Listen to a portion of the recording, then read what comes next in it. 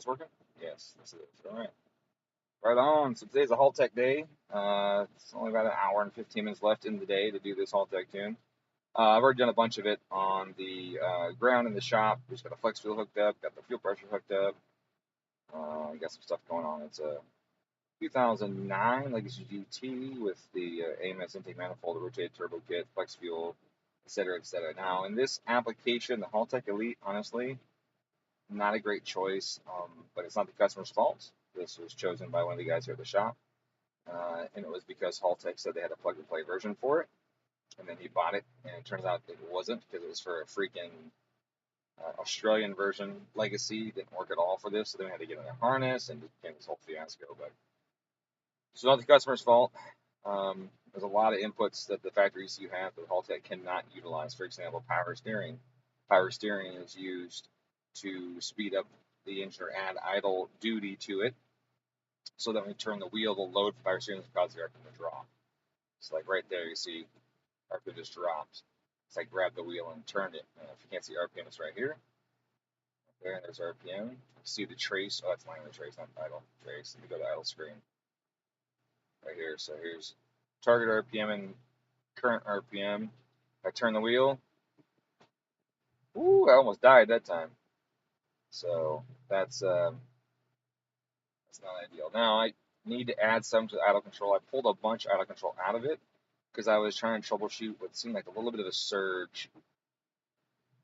Well, I don't know, idle went up a lot right there. So it's just one of those things that it's going to be that way. It's worse on the dyno because the tires are stuck in rollers, and you turn the rollers and you're really, really loading it more than you would have with tire on asphalt. If you're picking the weight of the car up in this case, because you're in rollers and you make the tire, that profile or that diameter gets larger between those two rollers. You pick the car up, so you got to lift the weight of it, turn the wheel. So it's seeing more load than would happen on the street, and that's why that big of a dip doesn't happen on flat. It still dips though. You get a little bit of this action. There's the 860 again, and a little bit like that. Some 700. That kind of stuff happens. 30 back and forth a few times. It's not bad. So on the dyno though, as far as I cranked it, picking the car up with the straps on it, it doesn't want to pick the car up, so you load that power steering a lot. And as you can see, it really struggled to keep it running. And even then, it was reacting because you can see the idle duty coming up, and probably the idle timing. Yeah, that went up a lot too. So not a whole lot they can do. I mean, it added, they got the 30-something% for idle output and added 20-something degrees of timing at 400, 500 RPM. You're done. Like, that's all the torque it's going to make. It's not going to do much more than that. So, anyways, like I said, yeah, that was a little unrealistic, but it showed you what I was talking about. Okay, so this car should make some good sauce. Honestly, it should make some good sauce. So we're going to go over here. I'm going to, since we changed a few things today on it, though, I want to verify the fuel map is looking good. So I'm going to go to main tuning,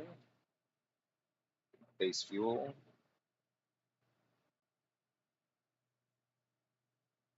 And this tab is covering up my sensors. So I'm pulling 15% right now in fuel, and that's because I changed a few things earlier. I didn't like the way they were. So I'm pulling 15%. Change the flow rate based on pressure. We add the fuel pressure sensor, so now it's got a slightly different injector size. I think it's a different size than before. I also messed with the stoichiometric ratio when I add the flex fuel. So instead of it being 14.7, now it's technically 14.13. Even though this is defaulting to 14.7, which is pissing me off. It shouldn't be doing that, but it is. We'll see if that changes like it's supposed to when I add ethanol. Here's something about Haltech that pisses me off. Check this shit out. Fuel tuning. Let's see. Configurations, fuel system. There's nowhere in here to put in stoichiometric ratio. And this car's on 10% ethanol. It's definitely not 14.7. It's definitely 14.13. And it says 14.7. So that really pisses me off. That bugs the shit out of me. and I wish it didn't. Wish it didn't do that. I wish it would follow like it's supposed to. Now you can set the fuel system to custom, and then build your own stoichiometric ratio table, in which case it will track appropriately. But I don't know what else that screws up in the rest of it, and I just don't want to. I don't want to go through and retune it or something if I fuck it all up. So.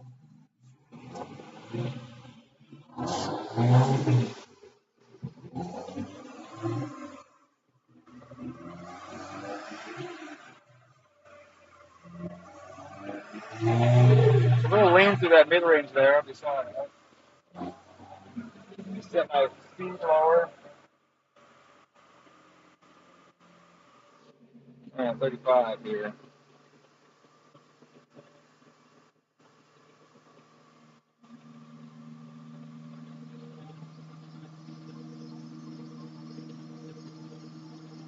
About 5% low right there. Oh, it's dropping down some, 3%. I'll pump the throttle a little bit up here. I'm pumping the throttle, trying to activate acceleration enrichment, and it did because you can see the LGT filter stopped working, and now it comes back in. So the O2 feedback stopped working, but you can see that it definitely didn't get the car too rich, and that's really cool. So I'm happy with that. So if I go to transient throttle, I looked at how I got it set up in that area where I was at. It was right on. So here we are. If I cycle the throttle enough to get to zero out, you'll see here we're at this range. It's not going overly rich, which means that's really good, and it's staying pretty flat. So that's really cool. So I'm happy with that. That's very active throttle pumps here. They keep the air-fuel ratio really steady. So the enrich and the disenrich are calibrated really well in that range.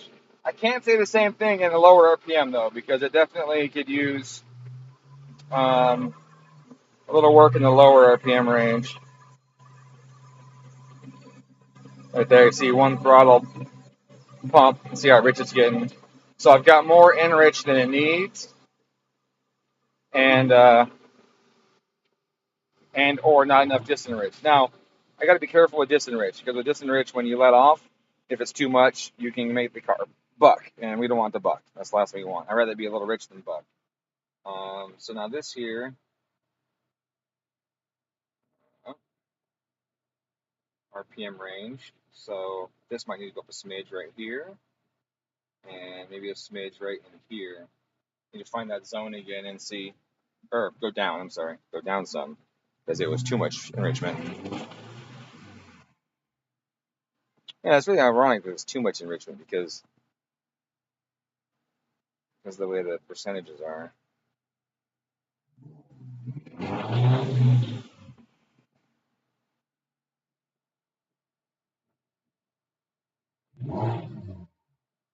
Clearly too much.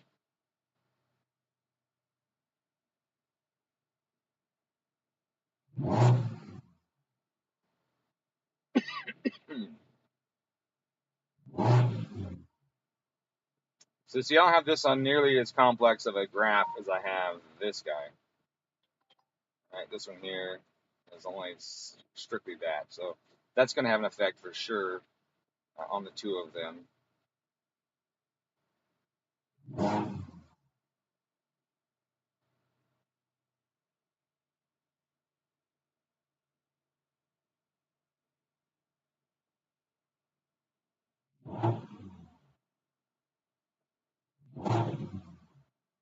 Now I should double check that that's not fuel map too, because that can definitely be in the fuel map as well. Oh, it went lean right there.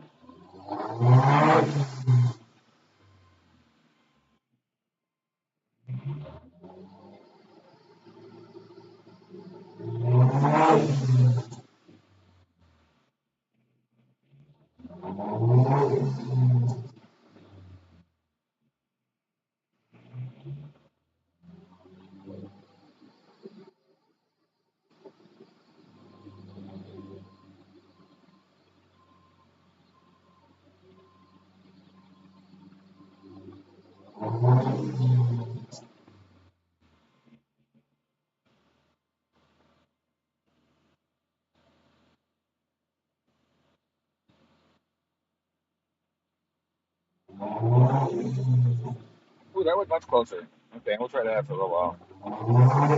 See how that behaves. Might need to add a smidge in there in some places, but that seemed a lot more manageable. We'll see how that works.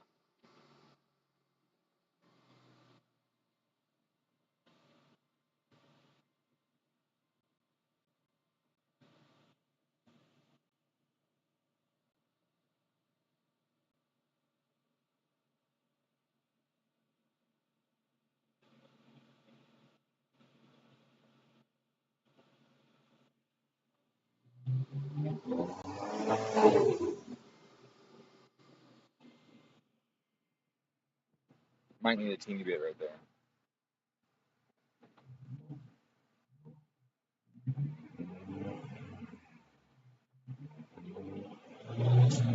Just feel that.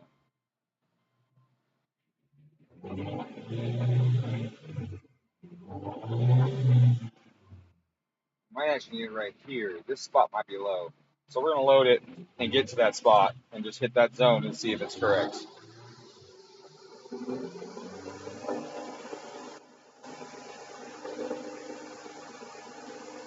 Yeah, look at that. It's adding 10% right there. So that's our issue right there in the tip in of that zone. Running 10, 9 here, 8 there, 5 here. So this zone here, this whole RPM range needs more. And that's going to be probably due to the cam timing. Changing the shape of the VE curve, which is expected. Oh, that was too much. Oh, that really had a lot.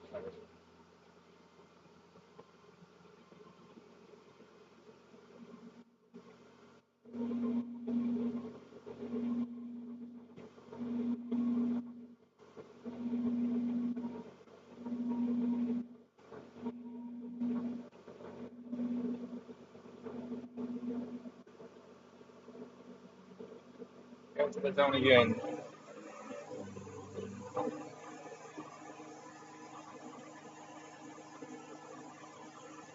1%. 1%'s good. I like that. 1%. Oh, pulling some there. Okay, I like that. All right. Pull some back out of that there.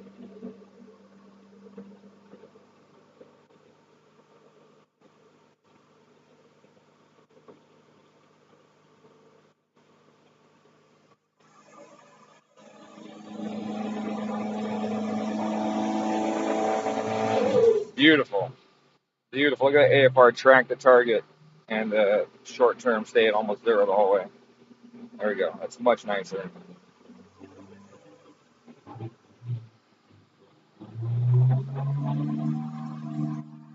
We're way lean up here too, so that trend continues.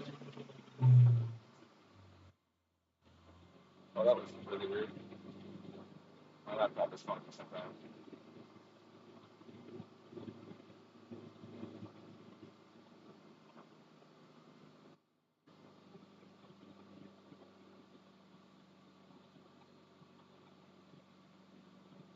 Let's see.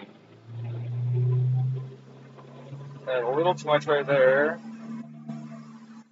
And I need to add more right there.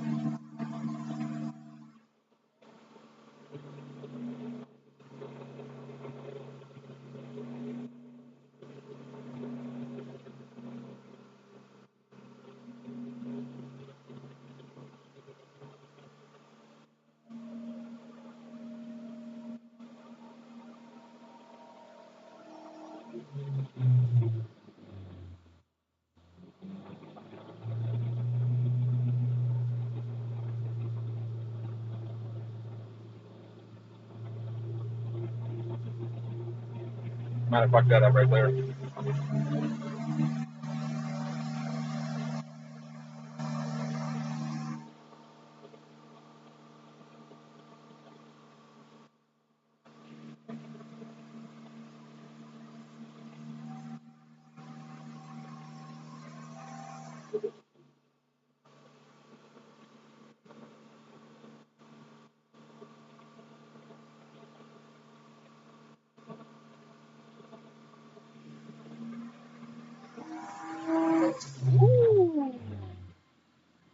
shakes up, the fuel shows up. Oh yeah. All right, keep going.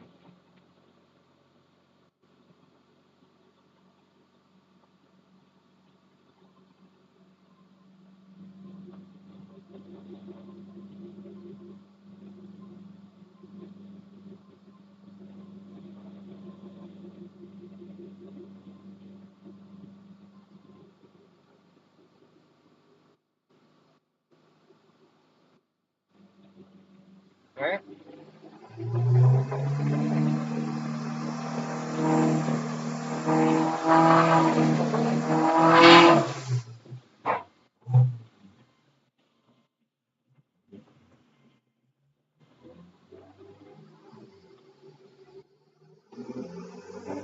I want this 35 or 100 RPM zone here.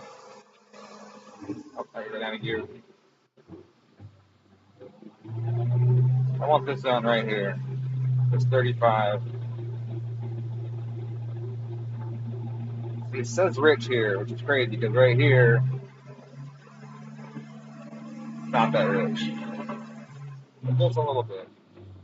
Just right here, like that. Turn that up. All right. Coolant temp staying really good. I'm happy with that.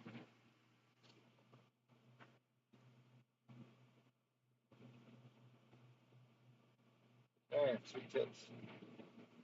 So that 15% down here at the low load at idle area.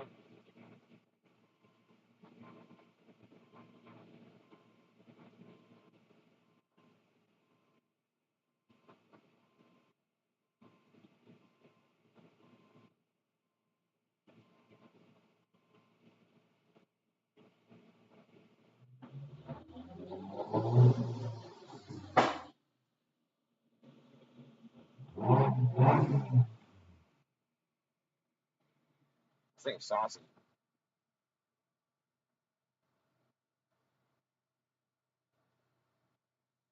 The drain plug yesterday, yeah, so it was actually the oil pressure sensor blew up internally and had a stream of oil going at the top of it.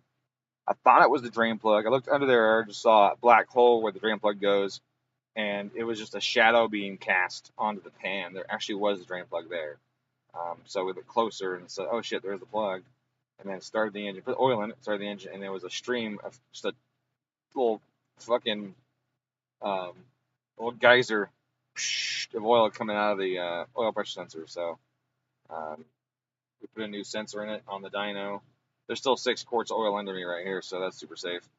Um, but we did that and got the thing running and did one last pull, and it was good to go. So, and then I spent an hour in the driveway working on the transmission control that I somehow forgot to turn on. I don't know what happened, but I screwed that up. So I spent an hour in the driveway working on its transmission settings. But overall, it was really good. Um, yeah, it was really good. Okay, so now I want to do a poll.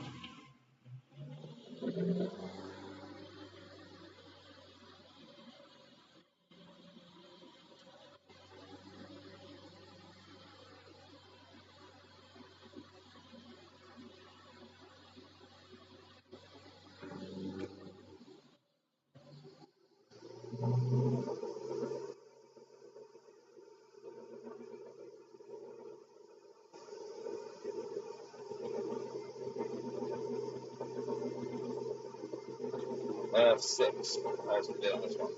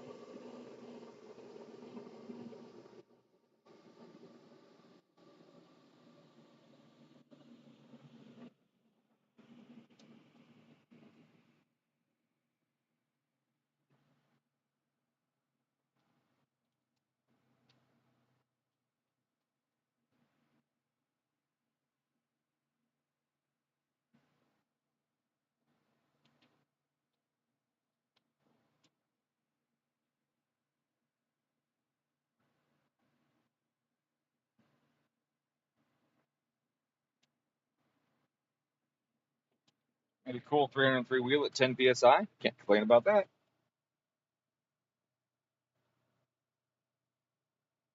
No, definitely not. This is a 6-speed. What's up, dudes? Yeah, it does look like looks like the leaves turning for sure. It does look like fall foliage. Good call. Yeah, she seems like River James. Hyphen.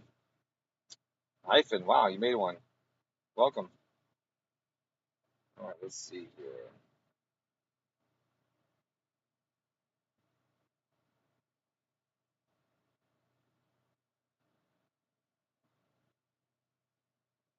So she was actually trying to hit that 15 pounds. Interesting. That's a lot of duty cycle for 10 pounds of boost. That's a concern. That is definitely a concern.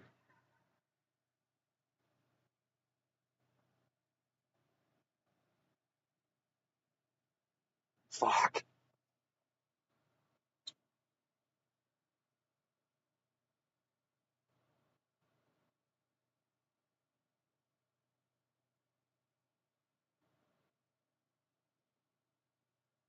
Target.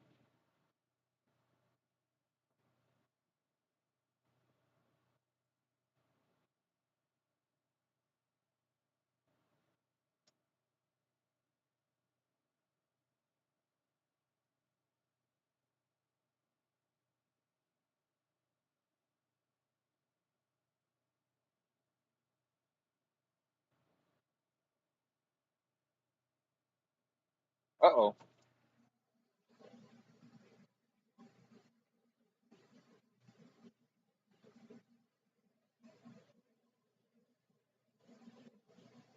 Hmm.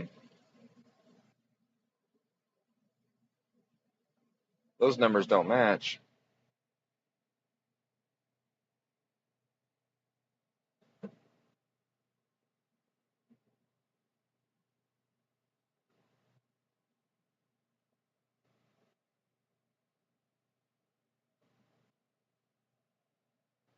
That's even worse. It's even scarier. Only 8 pounds of boost with, I guess duty dropped out, but still look at that. I got 46% duty here and 8.5 pounds and 23%. And I don't think it's working. I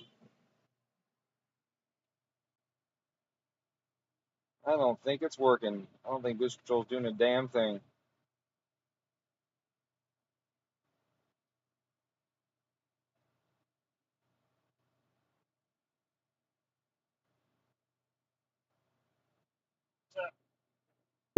Hey, I'm streaming, so that's anything too out of character. Um, is the boost control hooked up on this? Because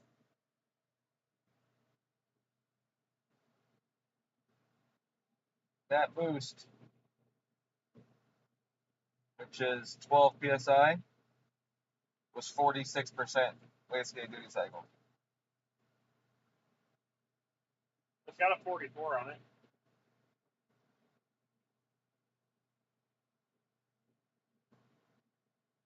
Wrong spring.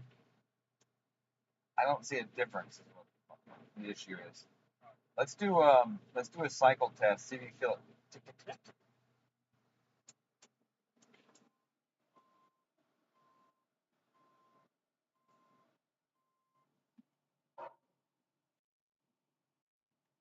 I mean, it could be failed too to the one by car.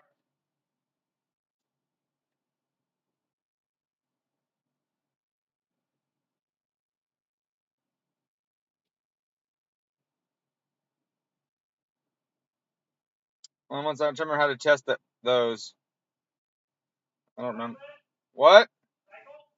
Yeah, I'm trying to remember how to do that with these. Give me a second. I forgot how to cycle the outputs on these.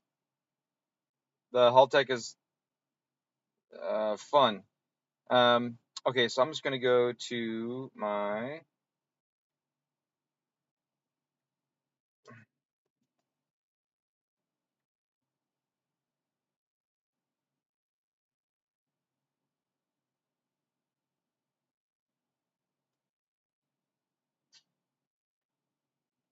You got it?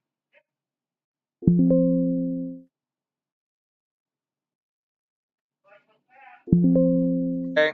It might be me. This Haltech is fucking weird, so I'll show you what's weird. Okay.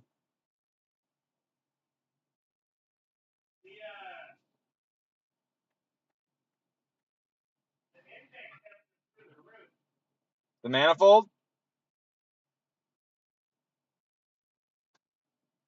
I guess the outlet of the turbo contained touch. Yeah, that's expected. I mean, it's hot. Yeah, they do that. That's why you have intercoolers. Well, I know that. It seems hotter than it should be. So see this right here? It says turbo or boost control output, which is the solenoid. 46, 44, 41, 36, 38, 33. Well, on that last boost tab I was just on, my max duty cycle was set 25. But it's still. But it says it's 40 something. So I'm not going to change anything but that and do another pull and see boost goes up. Okay. But yeah, no, it's working. Okay. I got to turn the key on and start it. Why is it still logging? Oh my lord. I hit stop logging for it a bunch of times. Stop logging. Stop logging. It felt strong too. It wasn't like, you know, it's nice and consistent. Okay, maximum duty.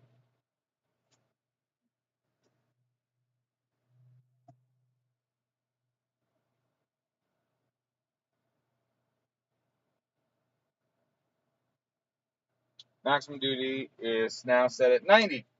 Let's see what she does.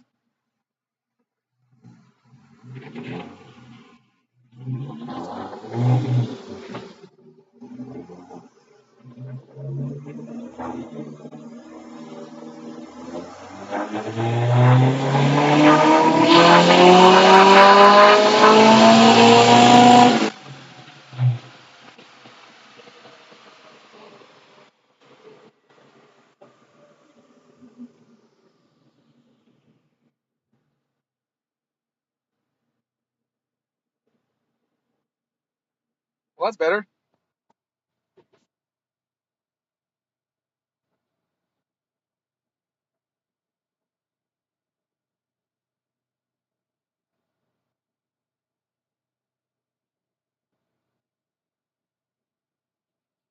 No? Yeah, much better. Oh. So it's just super off? Or 25% is like that toe point where like nothing happens, and then right above that things are happening. So it's just it wasn't enough to make it happen.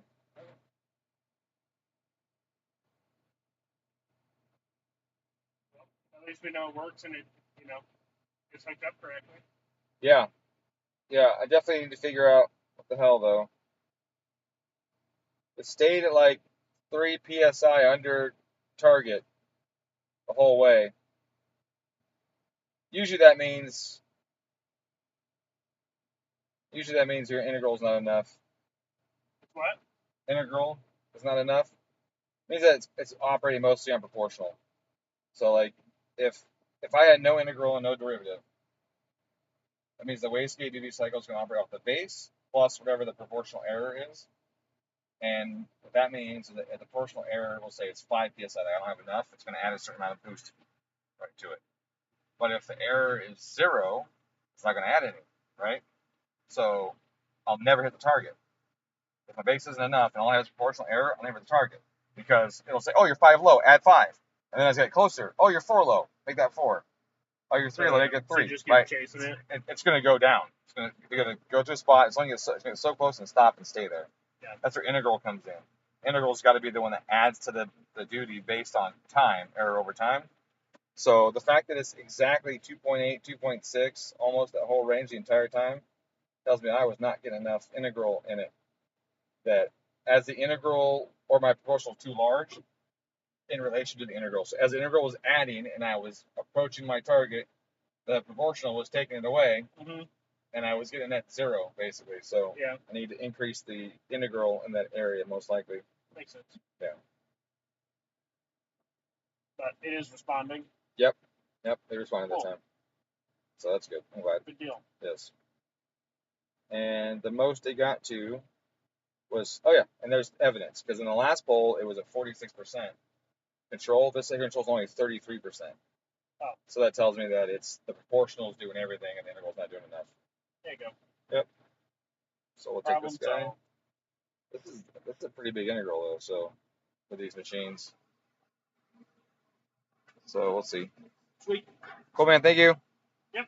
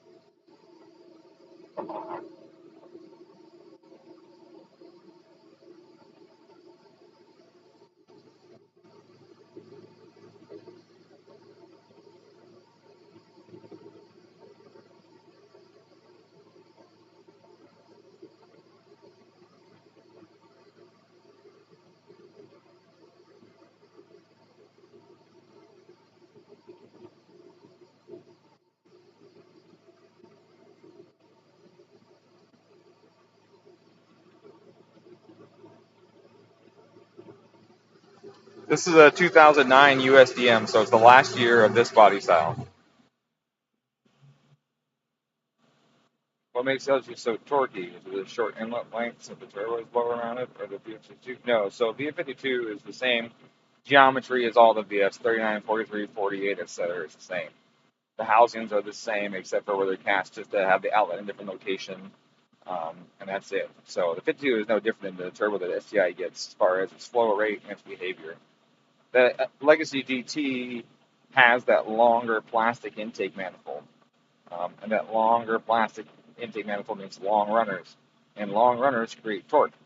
Short runners create power. STI has shorter runners than the Legacy, so the STI makes more power, and the Legacy makes more torque. And the difference is like, what is it, 3 inches or 4 inches on them? So hyphen. So yeah, 09 plus would be for you, 10 plus for us. But this is an 09, so that'd be an 08 for you. Oh, the beep. I should probably put the seatbelt in.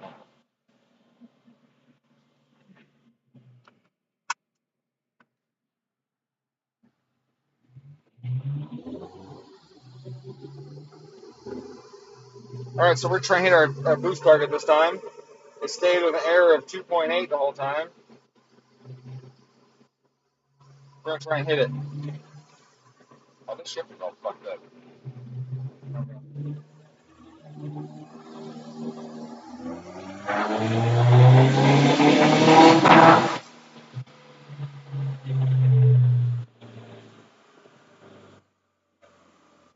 That was working. But I think I have the boost bit set below the target in this situation. Let's find out. Okay, I definitely want a hysteresis. I want one of those. I want a delay of 0.3. Okay, I want the cut pressure to be, yeah, see, I don't want that. So we're going to change this. This is what I'm going to do because I want my cut pressure to be based on my boost target. Because I want it to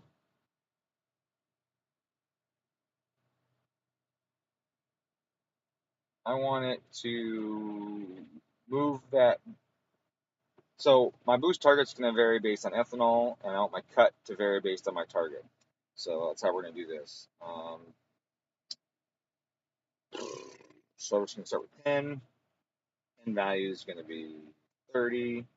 and our increments are going to be 2.5.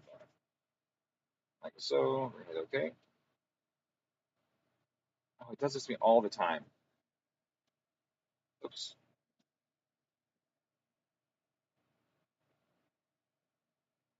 All right. So then I'm just going to copy this to start. Fuck.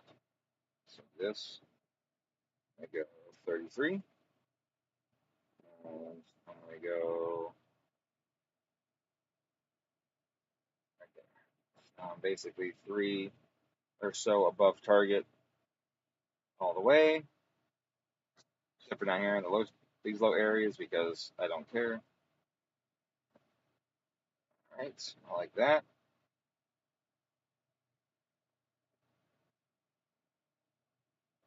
I'll stop the log. Is there a button to stop log without opening it? No. So dumb. Oh, F6 again. Oh, okay. I'm done. I read it right. All right. So, looks good there.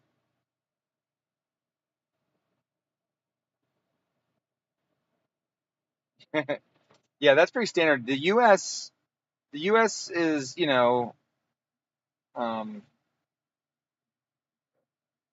up 1 year to almost the entire world. Our 2020s versions are available in 2019. Like March of 2019, we started getting 2020s, right?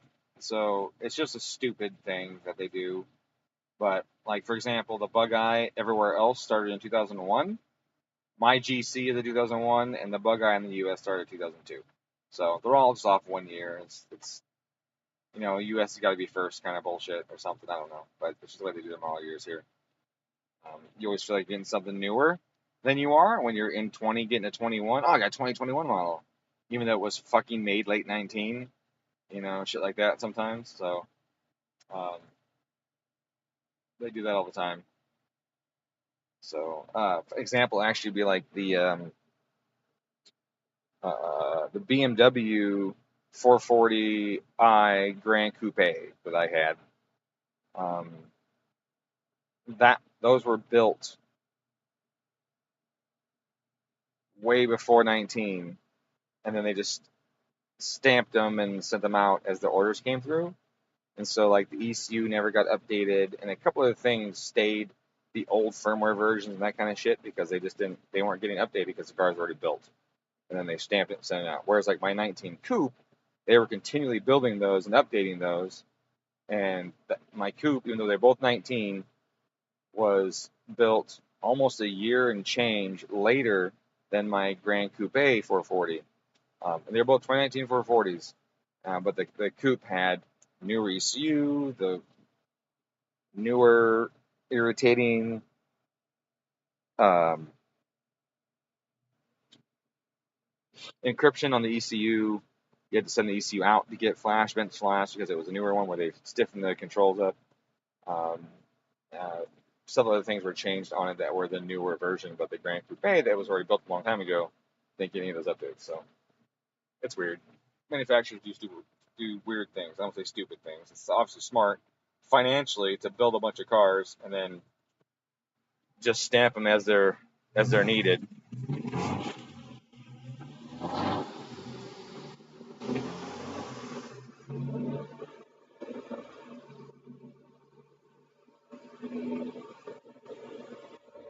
Let's do this again.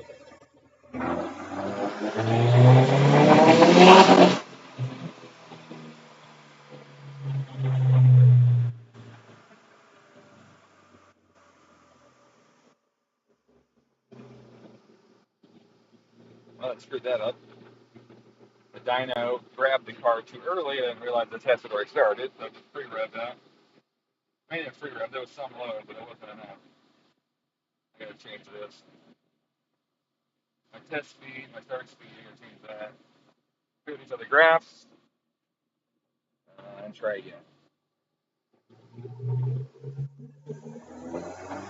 There we go. Now it loads.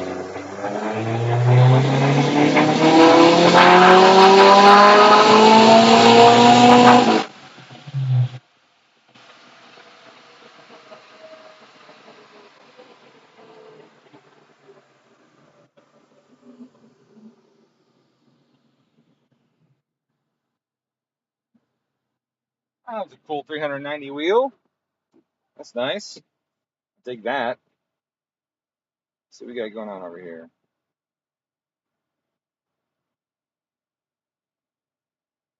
Boost error. Look at that. Right here. Very small error. 0.9, 0.8, 0.5, 0.1, 0.3. Tiny bit of error. Pressure 15.3, 15.4, 15.8, 15.9, 15.2, 15.0. It dips a smidge right here. It gets closer to the actual target because it was slightly above target here. It dips a little bit right there because it was slightly above target in the first place. Now, 15 pounds, ain't that great of a place to be. I mean, it is in that the turbo is extremely efficient right here. And at this point, adding a pound of boost versus the output is way less. It doesn't, like you add 1 pound of boost here and you get a big jump in power. From here on out, every pound I add, it's going to add less power, less and less power. I do see here that my AFR is dipping. I also see that it says that there's knock happening, but I didn't really set the knock system up yet. So let's see what it did. Knock count 3 is what it's telling me there.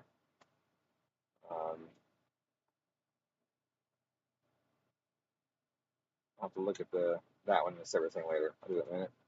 The first fuel targets 7.7 lambda. Everything was good, and then right here it got richer.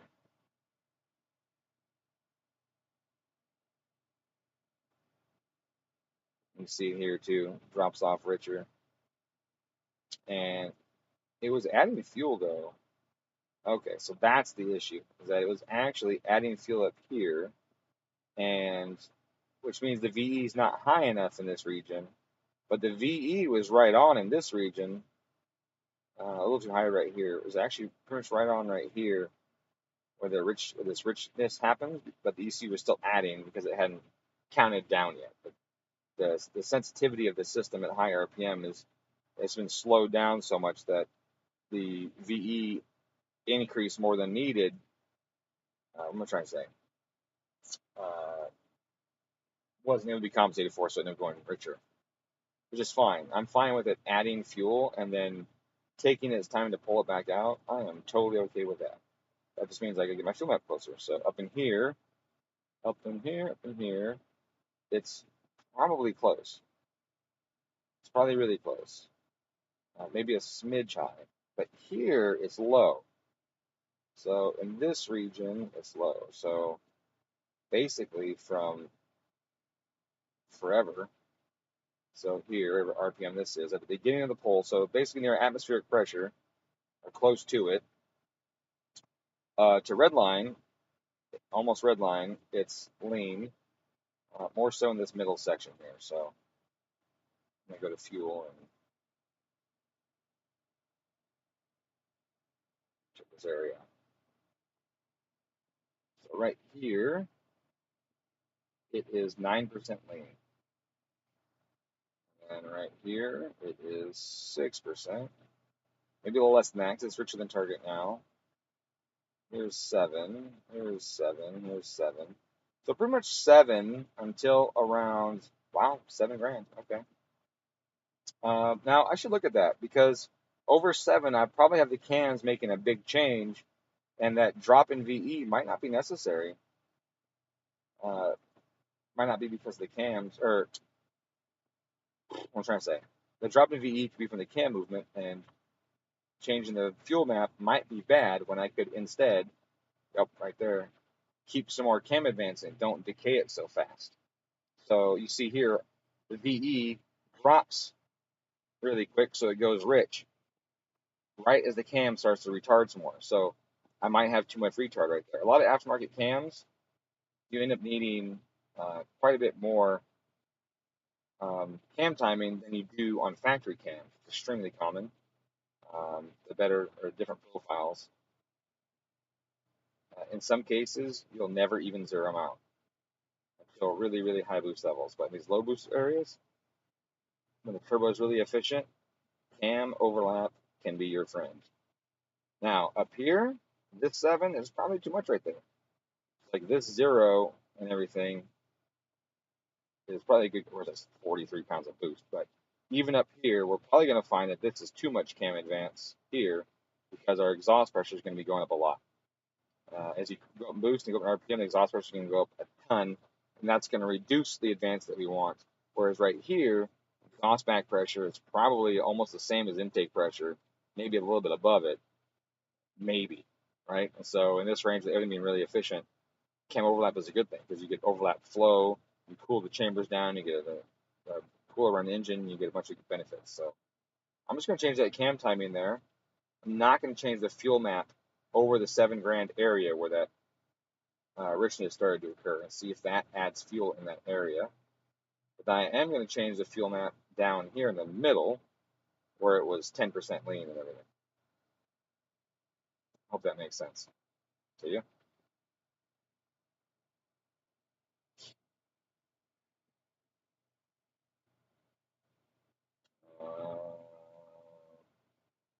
What the hell's going on?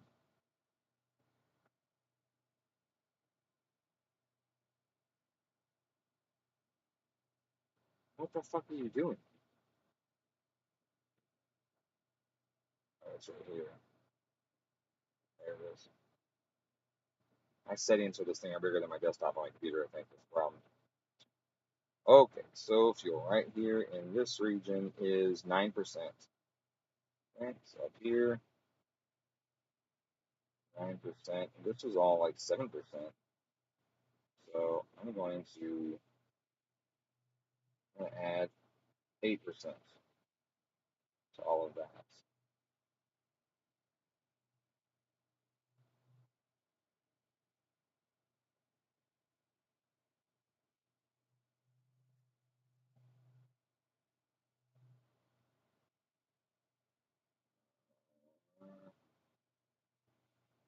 Do this. Take that on a smidge. We'll see how that behaves. Okay, so that's closer.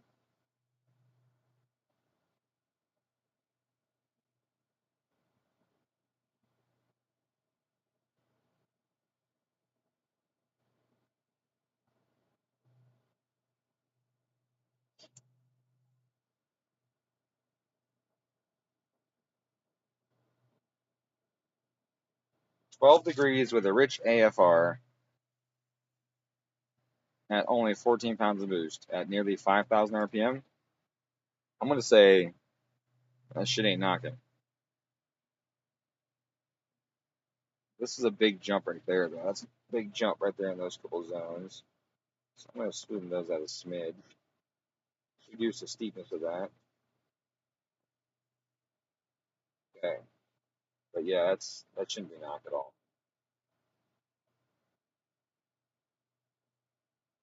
Should not be knocked.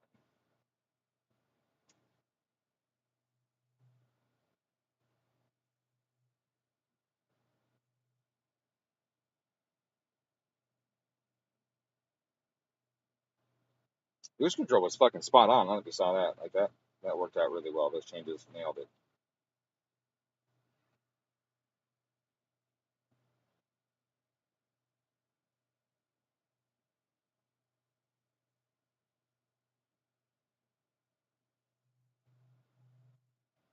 All right, so Karan, I like the green speed flexible kit's way better than delicious tuning. Nothing delicious tuning makes is really very good. So I would definitely run the green speed kit over delicious. Plus the delicious one's not going to work with green speed. So the green speed flex fuel is can based, and so you need to have a can based setup. So yeah, you got to use Cobb on that if you want it to work right. Haltech works LGT CAN bus. Yeah. Yep, it does. It's one of the few that do, actually. What cams do you like? Well, I like my cams, James. I like my cams, and I like Kilford cams. My cams made by Kilford, coincidentally.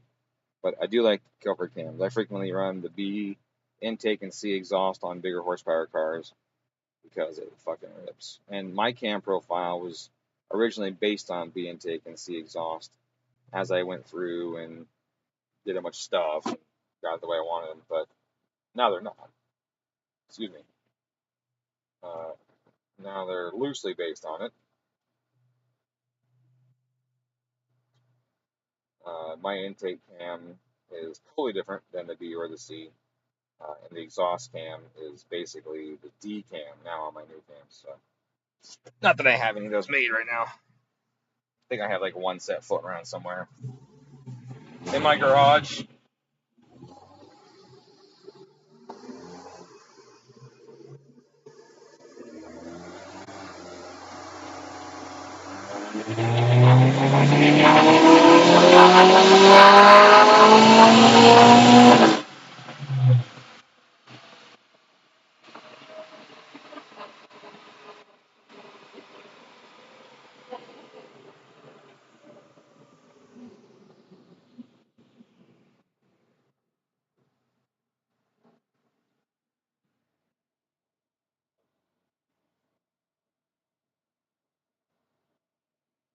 I think I felt the differential slip in the center diff on this car. I don't know if this has a DCCD or not. I'm gonna check the wheel speeds front and rear. Wheel speed front, wheel speed rear.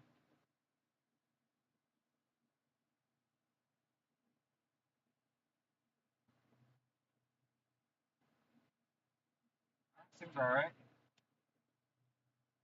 Okay.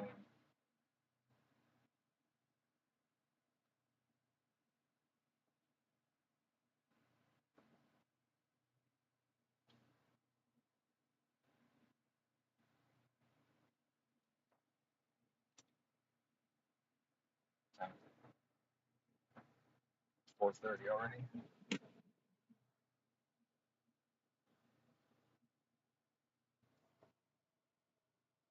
Alright, so air fuel ratio still dipped pretty rich there. See right here at the end, bloop, still dipped pretty rich.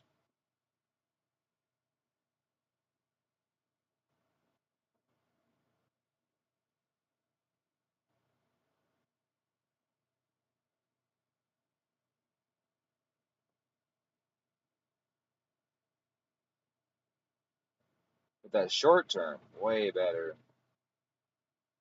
2.5 to 5%. Oh, there we go, 6%, one little spot right there. 8% there, 10% there. Okay, so right here in this zone, it wants more fuel.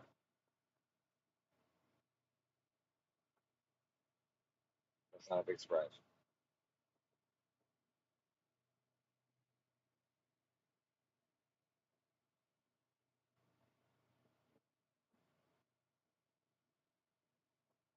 Okay.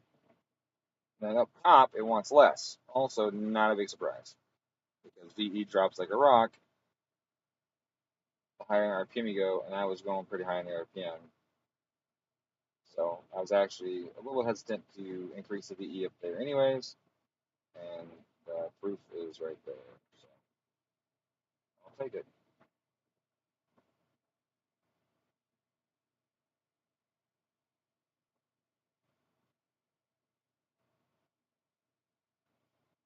So that's more expected. That's what I expect to see right there.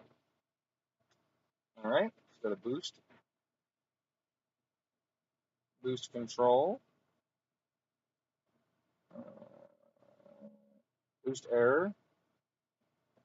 Fuck, within 1 pound, I'll take that every day of the week. Okay, I'll dig that. Still a little dip though in the boost right there. Look at the air temp. Goes down, goes up, goes down again, goes up. That's interesting. Look at the cams right there. I'll let off right there, obviously. So the dip and boost happens as the cams come down, but you expect them to come down some, but then they flare a smidge. So they're a little off right here. They go above target and then below target some. Honestly, this target should be higher anyways. Fine with that. That there is a little odd. So I'll need to add a little doo-doo to that.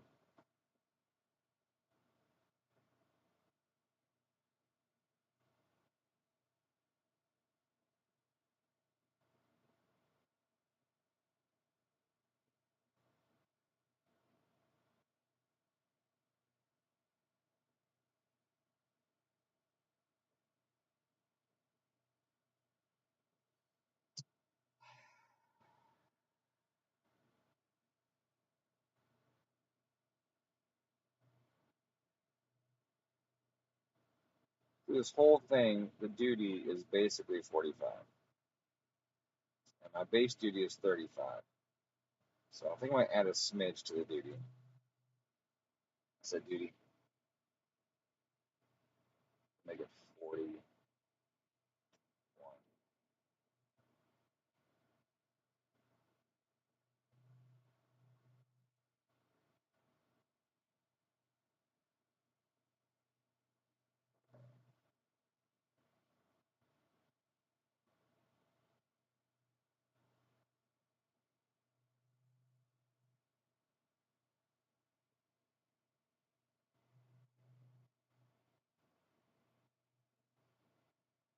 What the?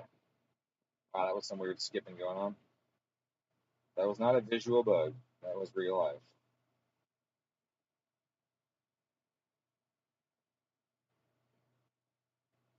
All right, let's shoot for 18 pounds on pump. See what she does.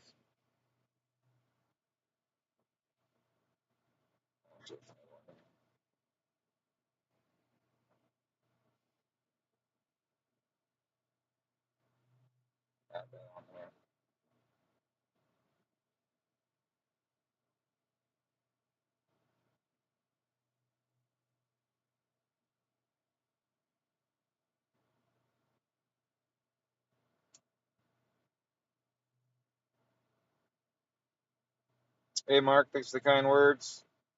Yeah, I'm not a big fan of this Haltech. Base Hitachi United Denso. What are you talking about? What do we talk about? Haltech works. I don't remember what you're referencing there. I'm sorry. Too many things went through my head at once. All right.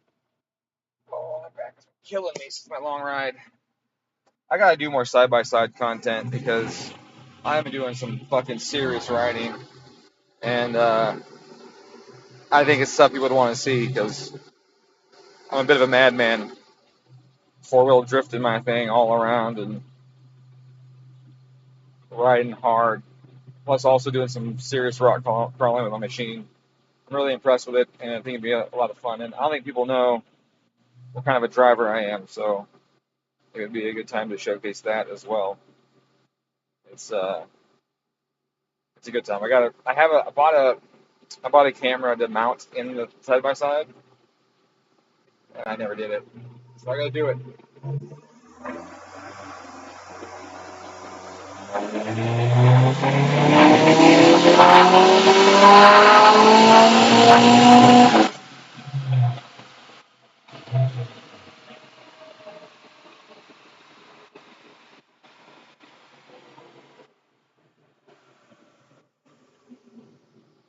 All right, so I want to show you that's not knock, and you can tell by two main reasons. One, oh,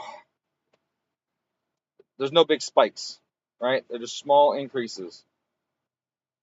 Those increases happen with engine noise, with RPM, and that's what you'd expect. With engine noise and RPM, it gets louder, it gets quieter. So that's not knock. So my threshold needs to go up a smidge in that zone at the higher RPM. Yeah, that made a lot more power. Clear this.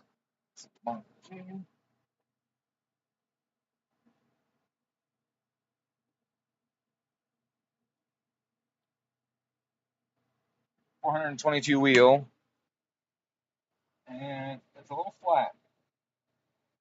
Horsepower goes up and then gets a little flat. Air temp is starting to scream up. Look at this right here, this yellow line right here. Starting to climb big time. So turbo is creating some serious heat right there. That is a lot of heat. Map is dropping a smidge. You see, come up here. I want to change menus here so you can do better. Map is coming. It's up here and then it's dropping. Now, interestingly enough, it still has a little tail up here, and that's as I retard the cam. So I may benefit from retarding the cam right here in this zone. I might have too much overlap right here. That might pick it up some. That might pick it up. Let's see, what's our output? 46, 44. Yeah, see, it drops. 43, 46. So it's definitely. Oh, hold on a second. So my short term is -5, -6, -6, -2. So, oh, here we're actually at target. So I'm going over my target. That's what's going on there. Okay. So that's at target. Then I'm dropping below. So technically, I need to add more derivative. So I need to give it some derivative because it's approaching this and passing it a little too much. If I bump the derivative up a little bit, then that'll yank some duty cycle out of it, and that should help. Right now, you see I'm just doing global changes on derivative. How's you looking? Good. Hey, it's methanol. It's methanol? Yeah. Sweet.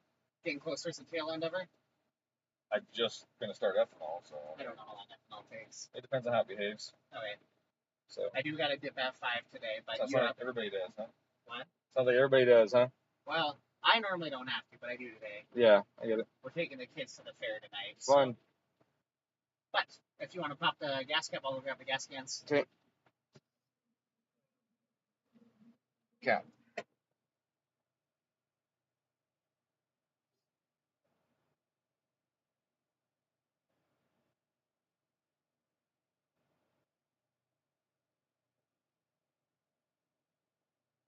Or was that?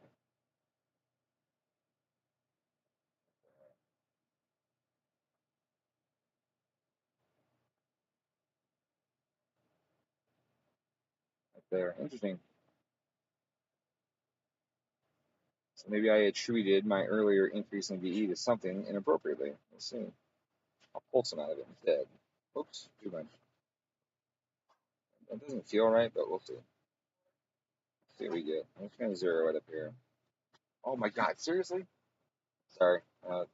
Hearing me say seriously is not fun on the ears, so I apologize for that. This is all goofed up.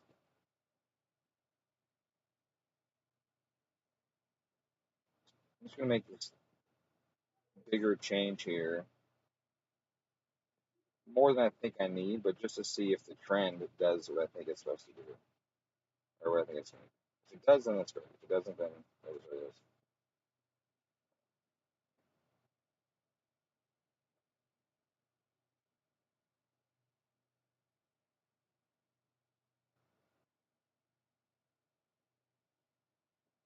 I know I just said that adding the cam time helps VE, but it does noise. And I may have misattributed something to that. Let's do this a little bit. Okay. We'll see if the cam time keeps up or not. All right. Well, while that's going,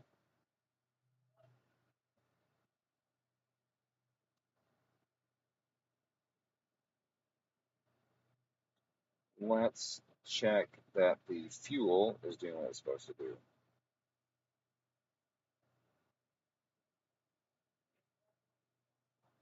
All right, composition going up, and stoichiometric ratio is dropping. So at 10, it's saying stoichiometric ratio is 14.7, which is wrong, but that's what they're doing. But now that it's going up, it's richening, so that part's good.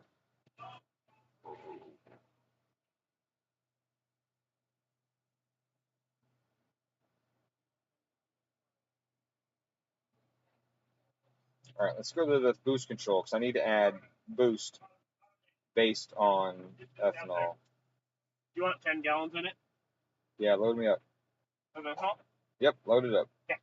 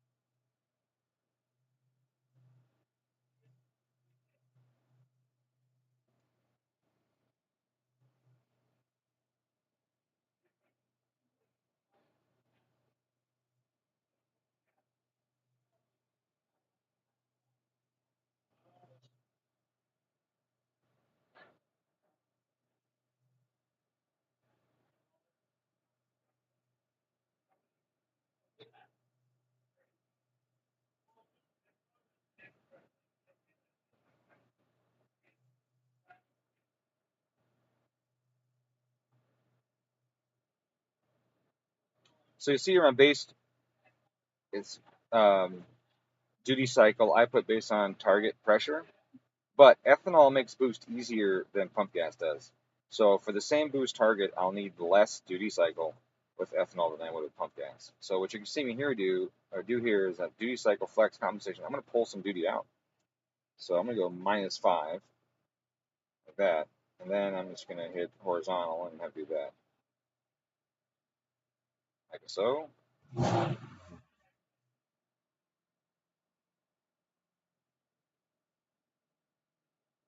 we're at 57 right now.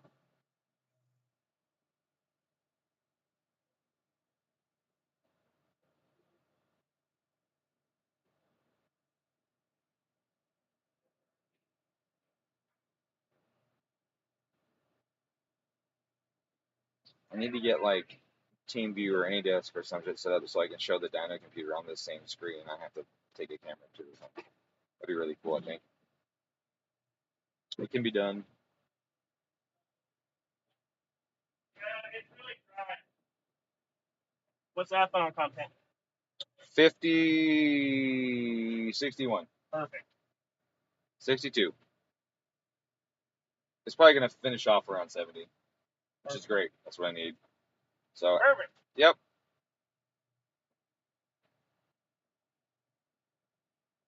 And then we'll see what the injector duty cycle is. So I added 4 psi to my target.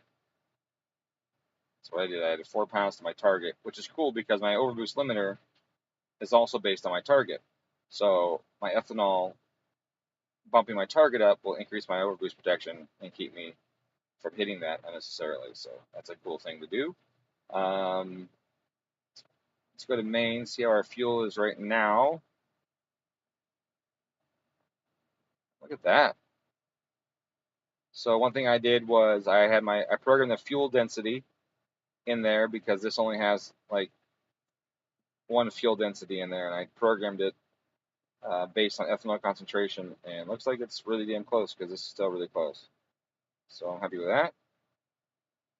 Let's double check. I had fuel correction in here earlier. The fuel correction or lambda target correction based on fuel count. So if it was 7.7 before, now it's going to be 8.5, 8.4. Might be a smidge lean. Let's do a little bit more. Let's take that down a bit. Let's do that. If I pulled the most at 20 pounds because I got 20 pounds pretty rich on pump, and then I got all these rich on pump, but then this one is just really rich anyways, or really high boost anyways, so I want to run a little richer than I would at 20. Where 20 everything's really efficient, and I get away with a little leaner AFR. And those higher boost pressures, I kind of want to be careful. So.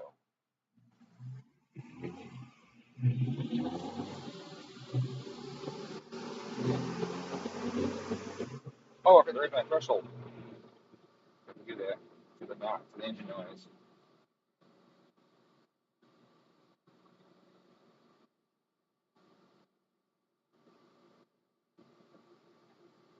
Oh, it's right here. I don't see it.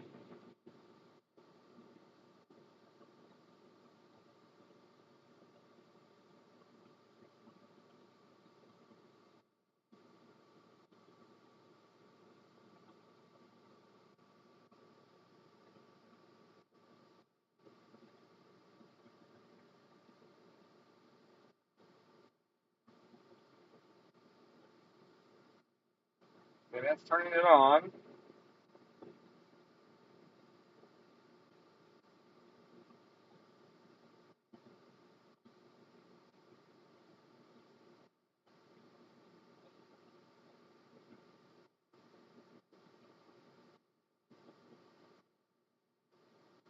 I'm not seeing knock. I'm not seeing knock.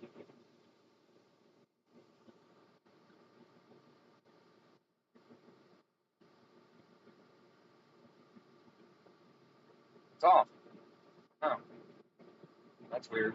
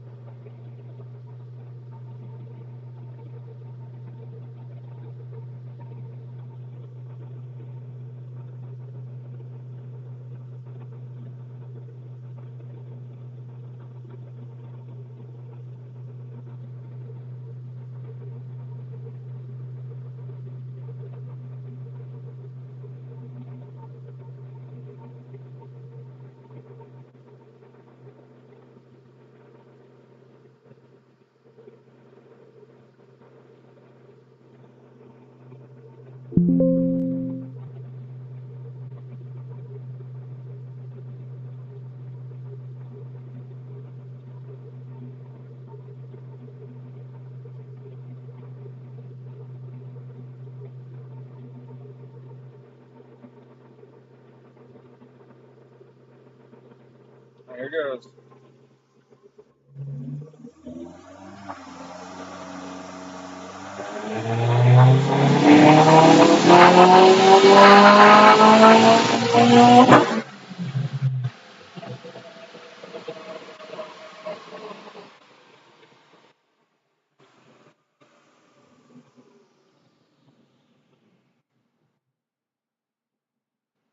Hey, I made 460, which is a great jump from 420 without any extra timing. I don't think I have timing correction turned on for fuel comp. I don't.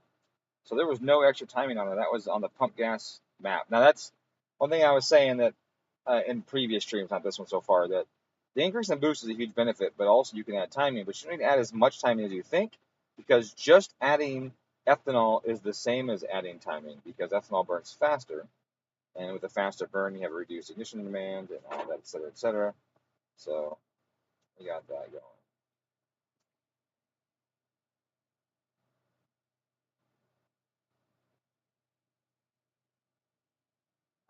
Any idea what he's gonna owe for shooting today? Have I been paid for hitting by this on anything, or what? The what? How much has he paid towards the tune so far for me? I'll have to go double check, but I think we charged it the full price already. The full 1,200? I'm pretty sure we did, but I don't know for sure. I don't think so. Because I know I charge you half of the tune for this before. And I'm sure you can look at our notes that we have. Yeah. So, I mean, I'll see what we charged before. okay.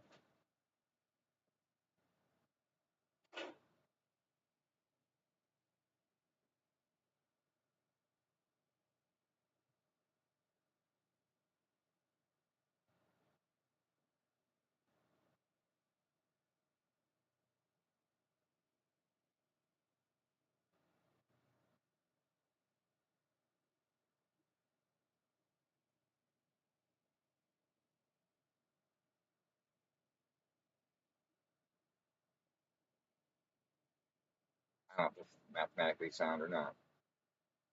How that works. Okay.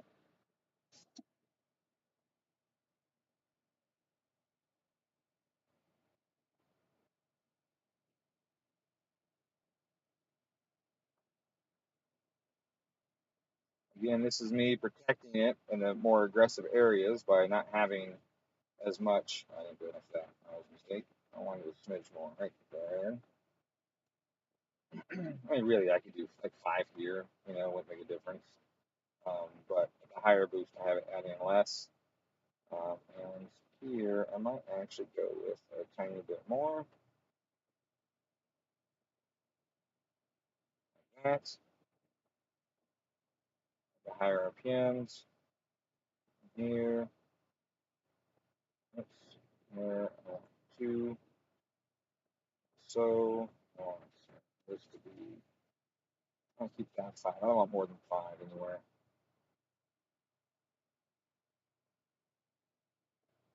I don't know why I did that vertical thing. I didn't click that.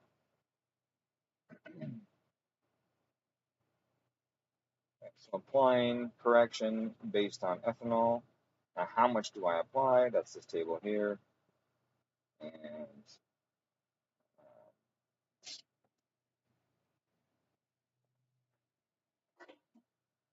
So yeah, on his first bill we charged him 15.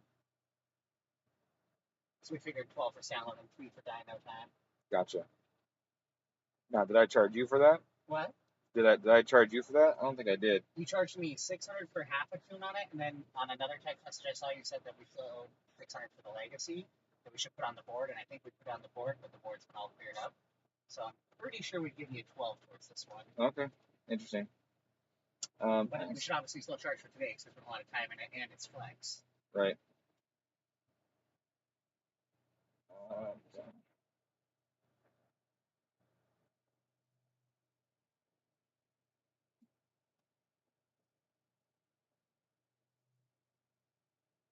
Should we just do another 7 for today, and you get 5, we take 2 or something? Something like that. Yeah, something like that. I'm just trying to get the bill part done that way. I know I'm not going to be here probably by the time you wrap up. Right. I just want to make sure that's all squared away for him. Okay, appreciate it.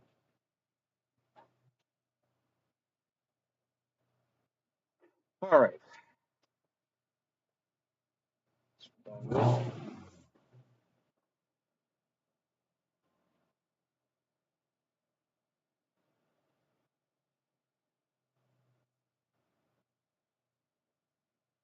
We work on this thing all freaking day today. Oh man, I can barely move.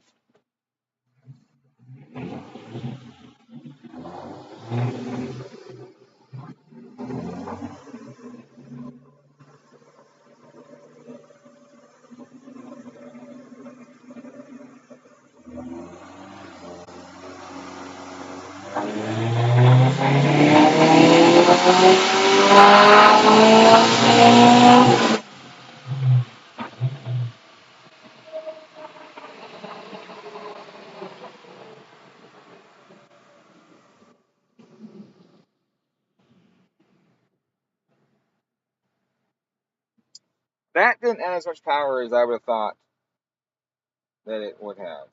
So we don't want to add that much timing. That boils down to.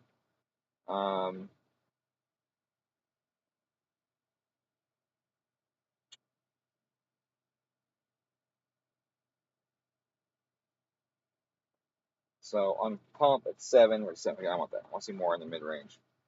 So more here. So I got 11 at 5 grand. Right? Is that 5 grand? Looks like it. Which is not very much time. Come on. Oh, I hate this with the Haltech. Yeah, over 5 grand. So that's great for pump, but now I'm adding a handful because of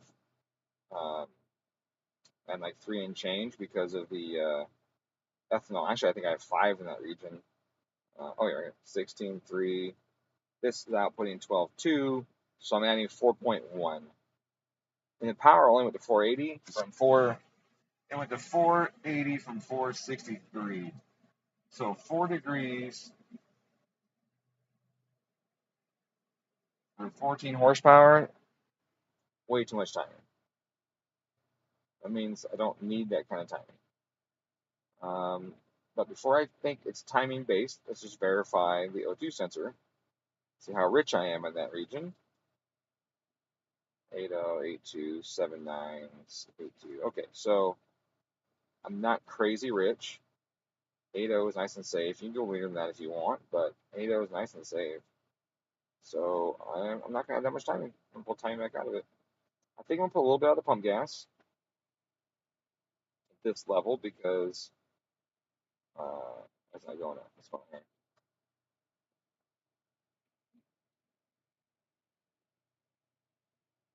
Like that. Come on. It's really skipping around. A little bit out of the pump gas. That's going to lower the overall timing and flex as well. But I'm going to do that because we're not using pump gas up there anyways. And do that. I'm going to go to my compensation. I'm going to make this. I'm just going to take everything down by 1. So grab all this, and go down by 1. Like so. Didn't need that much timing, apparently. Did not need that much. And if you're not getting results out of your timing, don't use it. Use as little timing as possible to achieve your results. Timing lifts heads, timing breaks engines, timing does bad stuff. So you need to be conservative with it when you can be. But this thing's almost 500 fucking wheel on this dyno. That is no joke.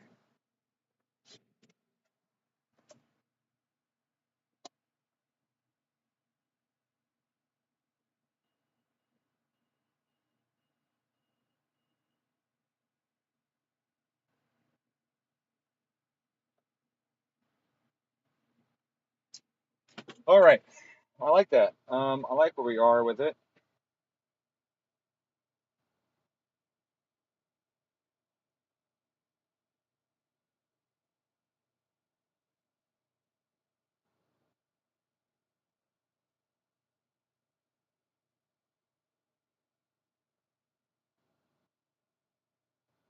I guess we were using it too. Productions.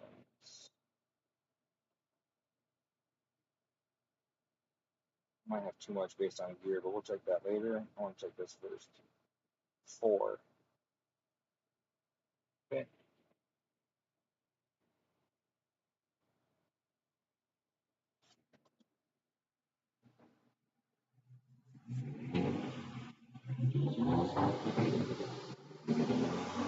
Pull some time and add some boost.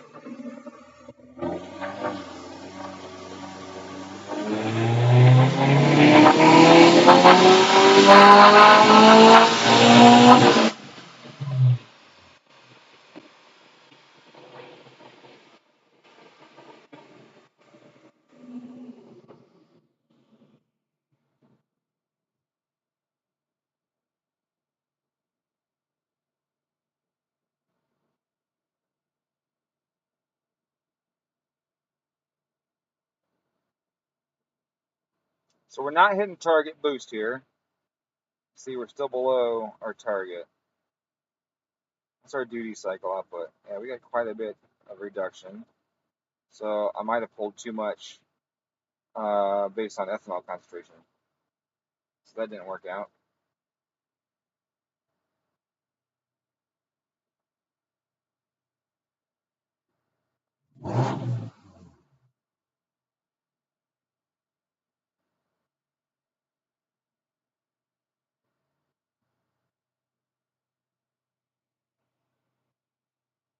Yeah, we're going to zero this and see how she behaves.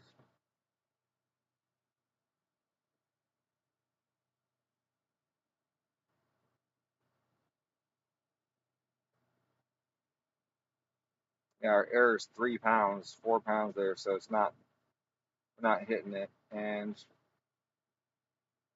boost target pressure 23, maps 20.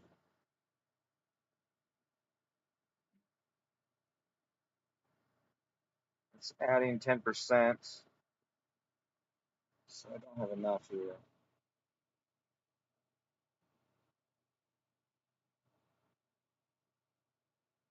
Oh, you fucking cuck.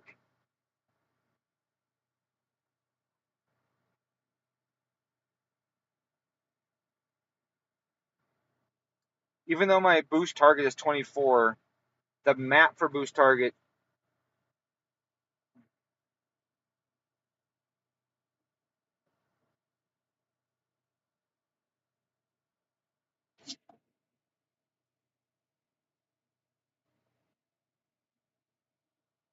Oh, you motherfucker.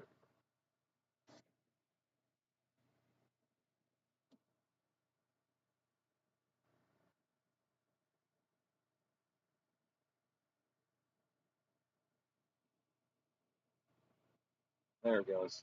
That'll fix it. Sorry for the foul language.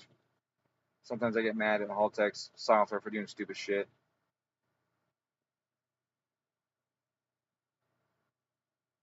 0.8's a little lean on pump. My lambda target was 0.75-ish on pump. At low boost, 8's fine, but at higher boost, you want 7 something. What's up? I had a quick question. I'm streaming. I need to stop. Okay, stop. No. I was curious. Say you wanted to find some horsepower in this via that laptop. How much would it make? Like if I wanted to Vader this thing? Yeah. And inflate it Like if you wanted to moon tune it? Like artificially inflated? Yeah. So for this, well, it's got that X correction factor thing you can put on there. Or the lower left's got atmosphere correction. You can give it an artificial atmosphere and try and pump it up. I don't know how much it'll add. I'm just curious. It might be hard to get a bunch. I mean, usually you can get like 10% or something, but if you did something crazy like told it was 150 degrees outside, you might be able to get more.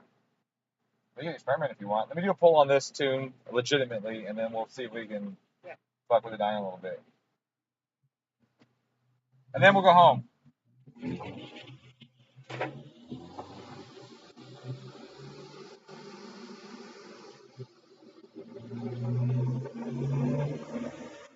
losing data here. Look at keeps dropping data here.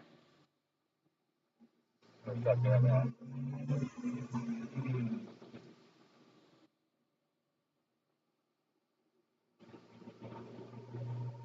I have to close the software. Let me save this tune.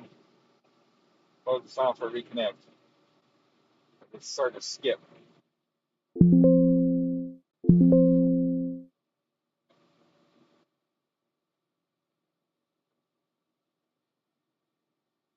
Low boost depends on the setup. You know, under 20 pounds is not low boost on the factory turbo.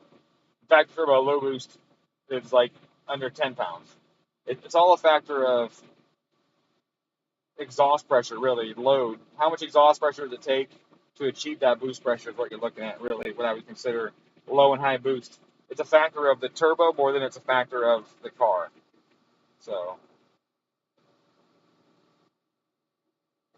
this car, rotated turbo, obviously making 500 wheel right now, is different than another car that would not be doing so. All right, let's do this poll. Abandon this poll. Close the door. Close the door. You're fucking airflow.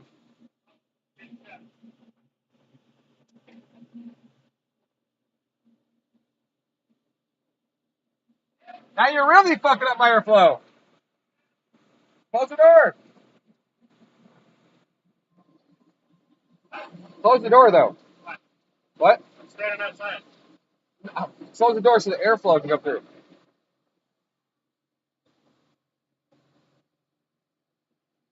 All right.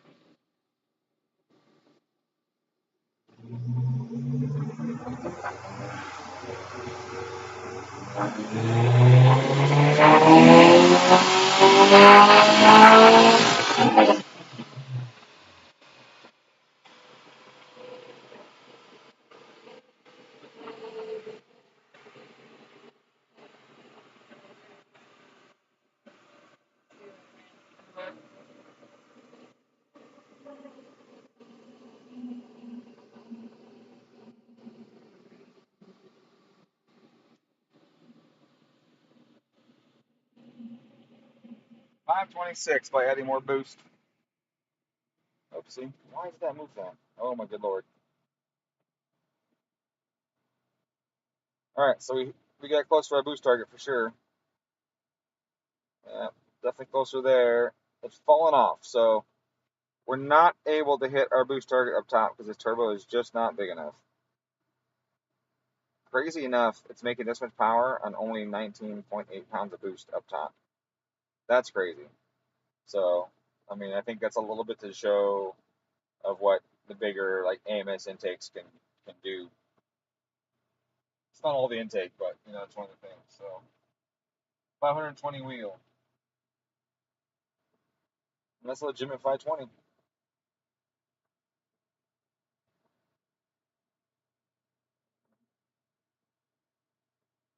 Now I gotta go make an illegitimate number.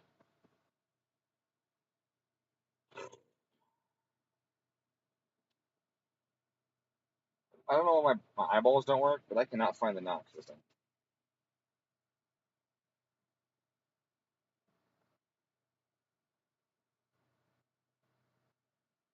That normal engine noise. I like it.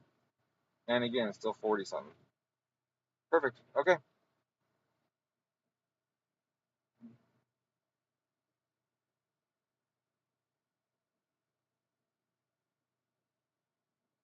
It's only 19 degrees at redline there. Only 11 degrees, 12 degrees at peak boost. So by most standards, that's considered conservative. At 5,000 RPM at 23 pounds on ethanol, it's only got 12 degrees of timing. But you know what? The horsepower curve says I don't want to add any more than that. This thing is laggy as fuck, though. Notice that. There are definitely setups that would spool a lot faster and make the same power on more boost. But this thing is tapped out for boost. So my guess is this turbo is not a great one. I honestly don't even know what the fuck it is. Somebody else's kit, they made it. Yeah.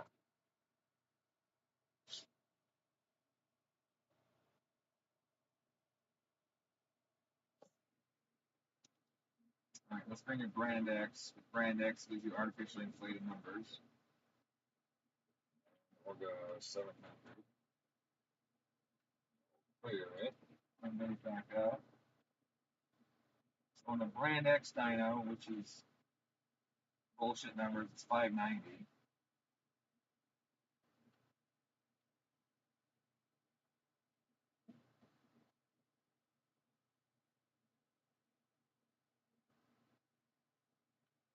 All right, let's do a poll.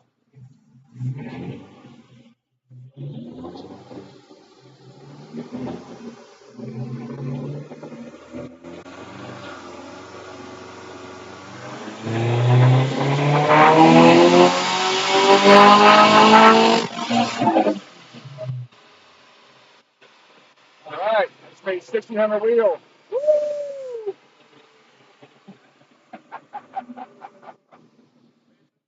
Stock long block, baby. What'd that say? 1600? 1600? Stock long block record right there. FB, what? FB, yeah. 2, 1, 2, 3. All right. Let me clear that. Bring it back up. Oh man, I just set records, baby. I'm the best tuner in the world. I'm the best tuner in the world. I'm setting records left and right. I found 1,000 horsepower in there. It was, I had to add half a degree of timing. And I changed cam timing a few degrees of timing. I blew a kiss at it. I put my foot all the way down. You're the best tuner in the world. I know. That's at 24 psi. It is only 24 psi. 24 psi. Yeah. This will definitely run a solid 11. Yep. Because it takes 1,600 horsepower to run 11s. This is amazing. It's totally amazing. You guys can see this curve. It takes 600 to run 9. It's phenomenal. It's phenomenal. Check this out. This is, it's a little built. There's some head studs in it or something like that. So there we go. Woo! Look at that. That's the thing you gotta watch out for. That's why I say on my videos. Watch that correction factor in those pictures they show. Stuck long block. I just hit the record. Shut the fuck up. All right. Yeah. So there you go. So this thing's ready to rock. I think we're good. Let's take it off. Yeah, no knock at all. The timing's actually really conservative, but it's all that it wants. Like I added more in power input 5 horsepower. Let me save this real quick. Woo, baby! Well, last time I saw it, it went up 1100 horsepower, not 5, though. Yeah. You had a degree in it.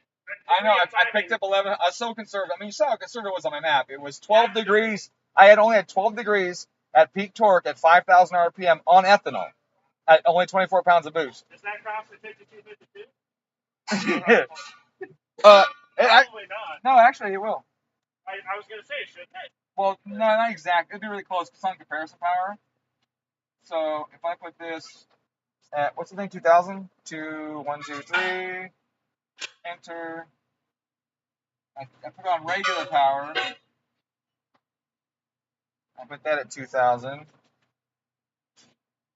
There we go. Oh, wait, let me reload it.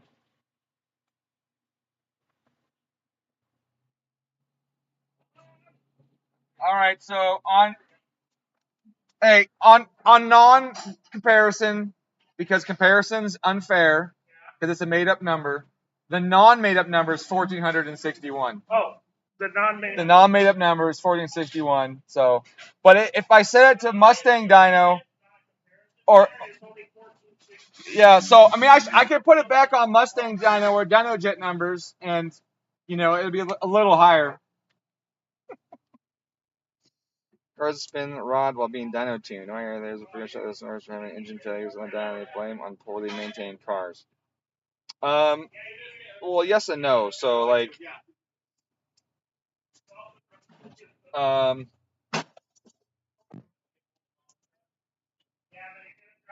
It absolutely happens on poorly maintained cars. I've had cars that show up. You're gonna get really surprised when it tries to yank your laptop out. Yeah, I wasn't gonna drive yet.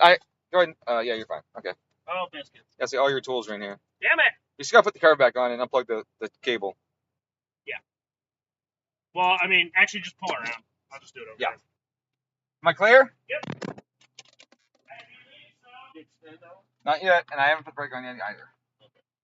Blaine tried to get a car with the brake off. It takes a long time to get them off that way. What are you doing? What are you doing? I look over the brakes off. Like, You gotta use the launch control. All right, let's get this thing off here. Woo! Man, that fucking 1,600 horses is hard to handle. Ooh, boy! Jumped off this fucking dyno. Boy, all the Civics better watch out.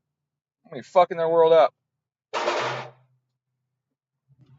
Oh, she just wants to go. Well, this is hard to drive. This is hard to drive, dude. HDSS twin clutches are so sick. Yeah, is that what it is? It's actually a little grabbier than I thought.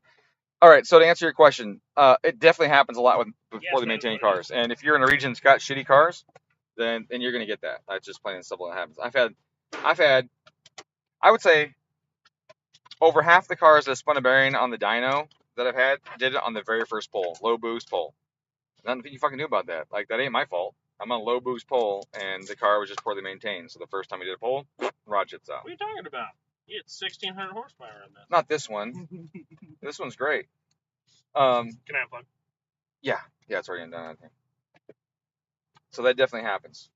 Now, if it's on ethanol and it's happening during the power tune, it didn't happen during the pump gas tune, then your tuner's got too much fucking timing in it, and he's spinning bearings on it because he's over timing the machine. So like, it totally depends on the situation. But I mean, you can see here, I showed you adding 4 degrees of timing only made a tiny increase in horsepower above the pump gas tune, and it was already conservative. So guys that run 25 degrees of timing on these things through the power band at 20 something pounds of boost are doing it wrong, and they're going to spin bearings, they're going to lift heads, they're going to separate blocks. That's just what fucking happens. There was a tuner over here who approached me during rally season, and they were blowing up an engine every freaking event, and he was like, I don't know what's going on, I keep blowing up these engines, you know, what is it? And I was like, how are they failing? And he told me, and I go, let me guess, you got 25 degrees of timing at peak torque. And he was like, yeah, how'd you know? I said, because you're lifting heads off the engine.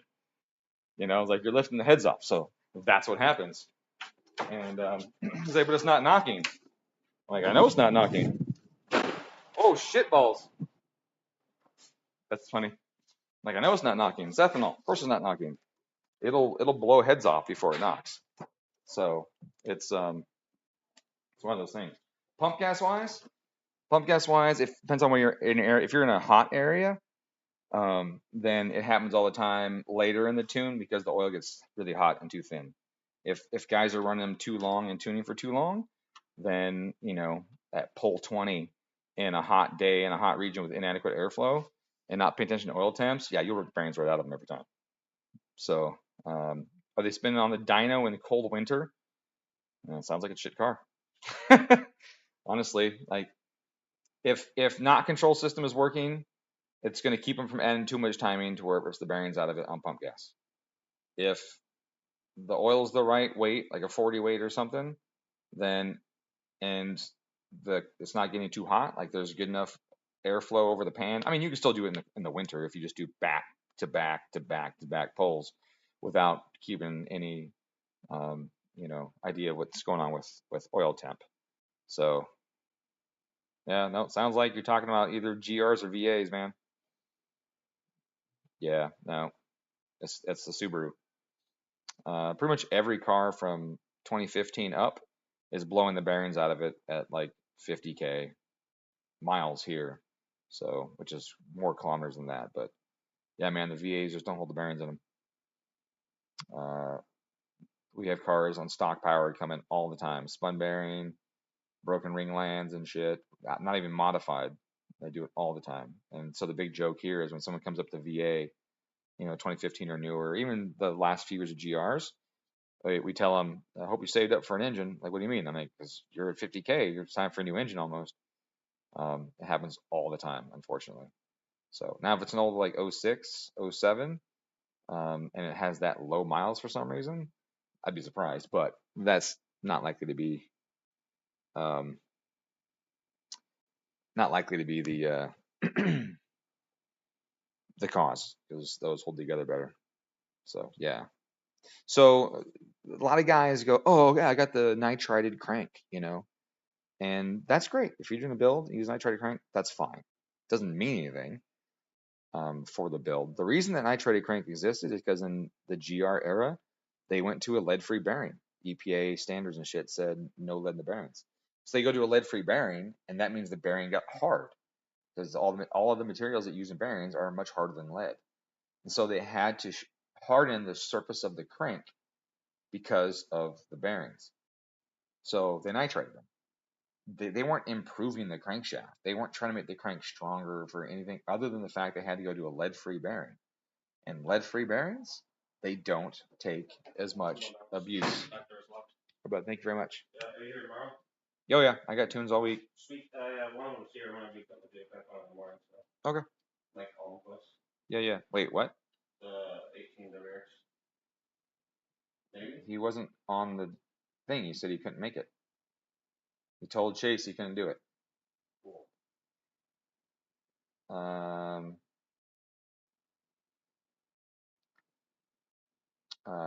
And I actually did this other one okay already, so he can have his old spot back. Yeah, but he told Chase he couldn't do it. Chase told me he couldn't do it, but now he can. Yeah, it's Okay, all right, so he can do it. So there you go. All right, bud. So I was just saying. Anyways, yeah. So naturally, it wasn't done for performance reasons. It was done because the bearings were changed, and those bearings don't handle impacts well. And then in 15, they made the blocks flimsier. They move. They're like 15 pounds lighter. They move around. They're flimsy, and now you have more movement than you had before. You have less crankshaft stability, and you had the pistons and rods and moving around more. Those bearings just don't have a fucking prayer. Yeah, so it's not surprising when they spin bearings for us around 50,000 miles. Doesn't surprise me at all. Even well maintained, it doesn't surprise me. I got some text messages come in. Double check real quick.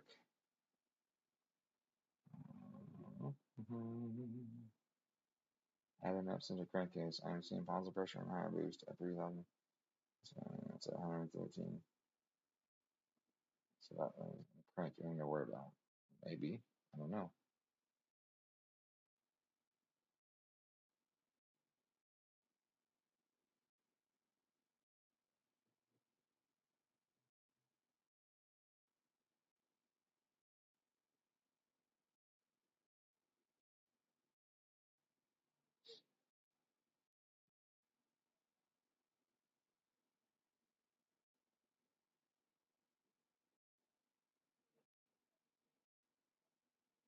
Okay. All right. Cross-road cranks. Those help for sure.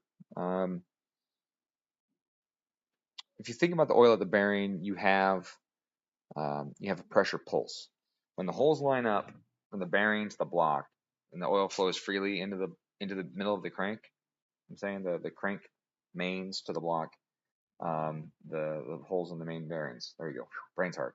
Okay, so when the main bearing lines, the holes in the main bearings line up with the crankshaft, you get a freer flow into the crank. Even though there's the channel all the way around, the channel is small. It's not nearly as big as what the hole provides. And so you'll get a boost in pressure to the rods, and then it'll decay away until you get close to the next hole, and then it'll go up again and be closer to the next hole and go up. So you get these pulsations at the bearing, the rod bearing. And that's very, very apparent in the EZ crankshaft. Look at the EZ crankshaft. They got it drilled 2 spots somewhat close together. And those 2 spots are in relation to TDC on the rod bearings. And they're done at the same angle as the holes in the main bearings. So they line up twice. Actually, technically one twice, because there's 2 holes in the crank on one side, and then like 3 holes in the bearing. So they line up, 2 line up, then 2 line up, then 1 lines up. So you got 1 that lines up, 2 line up, so it goes like this. There you go. 1 lines, 2 lines, then there's a third one. I'm trying to do the work. Okay, here we go. 2 line up, 2 line up, 1 line up, right? And then it goes to the bottom, and then on the other side again, where you have 1, 2, 2, 1. So you get better flow to the bearings, and it obviously matters, or Subaru wouldn't have done it. I don't know. Let me get out of here. So let's put this stuff away. All right, I got to go, ladies and gents. Have yourselves a good evening. And if you have more questions, feel free to ask in the next stream or in my Discord. Go to the Discord. I got discussions and all that stuff. So thanks for stopping by. Have yourselves a good evening.